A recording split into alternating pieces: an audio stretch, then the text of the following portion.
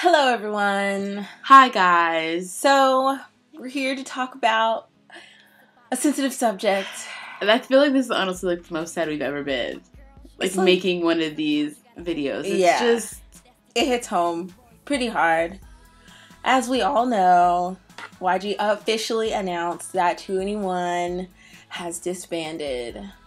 2016 year of disband. Or just the year of members leaving, because I mean earlier Minzy left and Taehyun from Winner left as well. It's just, and then for it to be back to back, literally on the exact same day, exactly, like the exact same announcement, like in the headline. I was about to say the headline runs together. It ain't even two separate. They said, no. You know what? Let's just put it all in one. 2NE1 plus Winner, and it's like, wait, what? Now, in all honesty, I feel like a lot of people felt the 2NE1 disbandment coming, but just the fact that it actually happened, that it's official. It's official, kind of just like really hurts our hearts. But yes, we saw it coming. There's been a lot going on with 2NE1 for the past couple years. And also, I do feel like it's for the best, because I still could never imagine them as three. Mm-hmm. Like, if they tried to do it, I still would have supported them, but it just would never feel right. 2NE1 was one of those groups like you needed all four of them. Each person had such like an individual part in it, and when they did songs, that it's like you can't just miss one of them. We're just gonna backtrack and try to figure some of this out, because I just feel like there are so many different stories, there are so many different timelines. YG has told so many different lies. He like has thrown so many people under the bus. I just don't.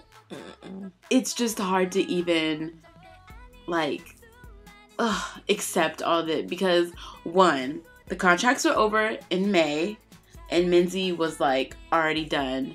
Minzy was gone. She was like, I see my out on the way, it's coming, I'll just wait till May and leave with some class. Yeah, so Minzy left, but then with that, her friends and family started talking out about like everything isn't as it seems, and her dad was gonna hold a press conference, and it was about to get like real, because YG was doing all this media play, and her friends and family were like, if you want to do that, they're about to roll out the rug.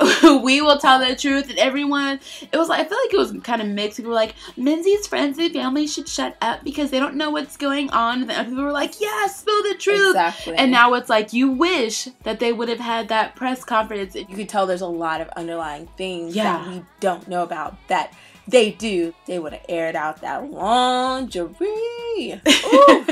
Oh, it would have been real. It would have got too real. So then with that, CL resigned and Dara resigned, which YG just told us now. And then there's like there's nothing for Vom, which that in itself is just like a whole nother thing. The way that whole thing was handled, the way netizens feel about her, like they're angry, like passionate hate towards her. But then it's weird because people said that she's been spotted at the YG building like recently. So it's like, if she knew this was gonna happen, then why would she even be still in the building? Boomy liked Lydia's tweet, which read, can't stand when situations are unfair. Some fucking human beings. Geez.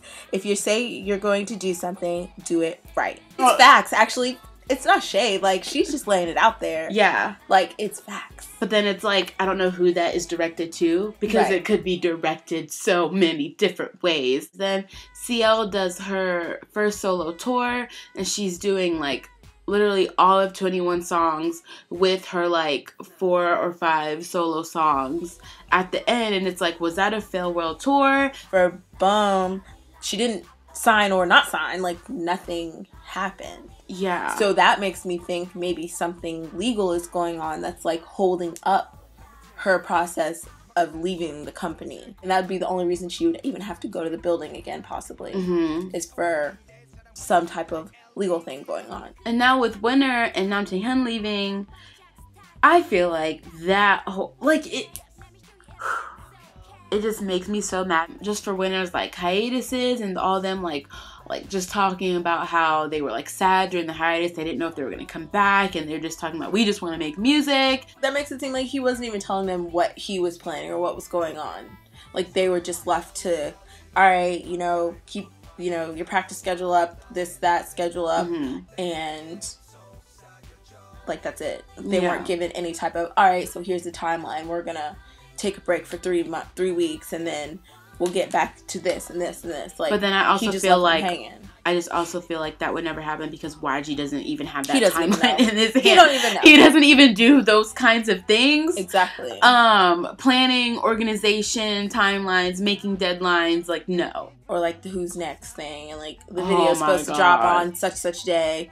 2 weeks later, the video's finally out. Like, what held it up? He's been dealing with mental illness since his trainee days, and like I don't know that much about him, but just going solely off of mental illness and like saying that it's gotten worse since he's debuted, and like the anxiety of trying to like make winter big, and like he's always composing and doing all those kinds of things. Like obviously if you live a high stress lifestyle, which I imagine being in a K-pop group is a high stress lifestyle, especially being in a company like YG, if you already have mental illness, that's gonna like go up, take it up.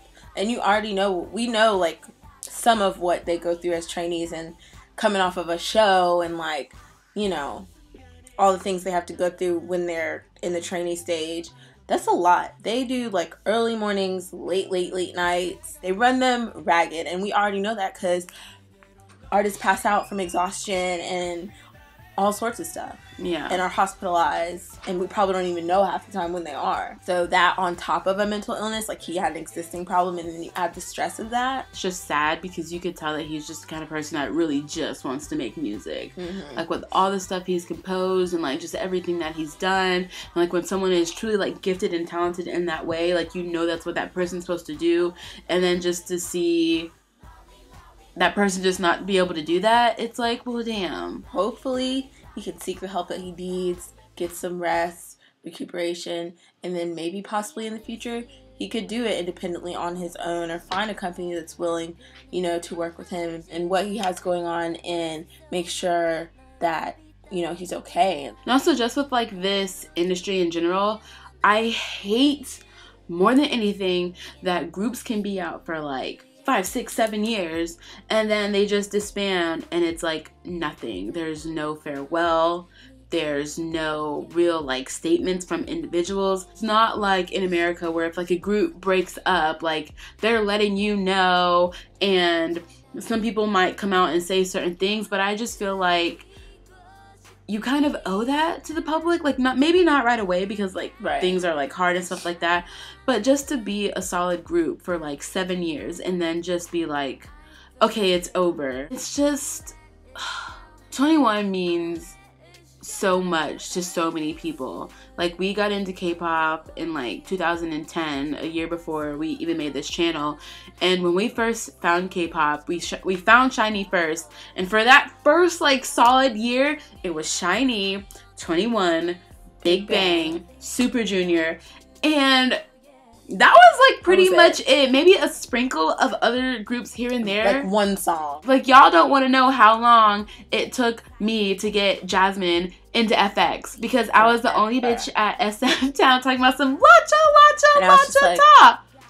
Okay. And it took her so long to get me into Girls' Generation, because I was just like, I have 21. Why would I like go outside of that? We were just like, we didn't want anything to do with any other girl group. Yeah. That was like our go-to. That was it. 21 got so many people into K-pop, and they helped globalize it so much, and they were just that like prominent group because they were so different. They were edgy. Their music was different. Their whole style was different. They looked different.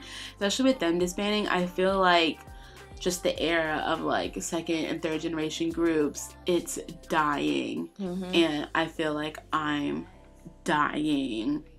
Like, damn. I'm sad because they're over, and then I'm sad because they deserved the world.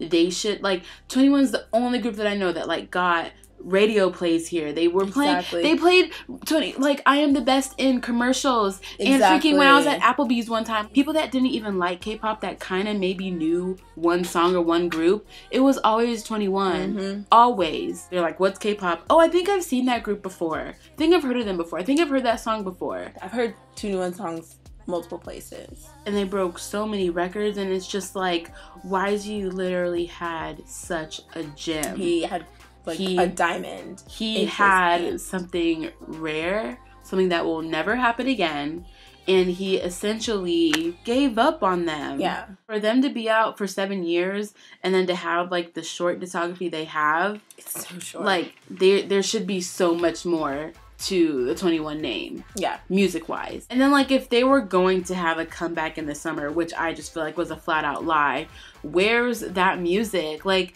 just release it, because why freaking not? Exactly. Like just give the fans something. And it's weird because I feel like the fans are so hurt because we all like know what 21 did for K-pop and what they did for us and all that stuff, and like we feel like we really deserve something as a goodbye. And I feel like YG's just like, what? Right. I feel like he doesn't get it, like the magnitude of what really just happened, of what he actually did. And Big Bane's about to enlist. Exactly. Oh, so, Top Daddy. Oh, Jesus. Pull it together. Okay. 21 disbanding was the worst cherry on top to the worst K-pop year. Cause wow. Just wow. So on that note. There's a lot. We said a lot. There are lots of feelings and emotions. Express those in the comment section. If more stuff comes out, say that. Because I just want someone to tell the truth. The sweater is going to keep unraveling, all right? It's going to happen. It is going to happen. Because what's done in the dark always comes to the light. It may take a while, but it always comes out, YG. Always. This year is almost over. Oh, thank goodness, because can't be over soon enough. 2016 has been literal crap, and I feel like it's so bad that it's gonna carry over until no, like April. Oh God, no! And then life will be like April Fools, and everything will get better. Yes. Foreshadowing. Okay. So we're just gonna go listen to like Crush or something, and exactly. We'll see you guys later.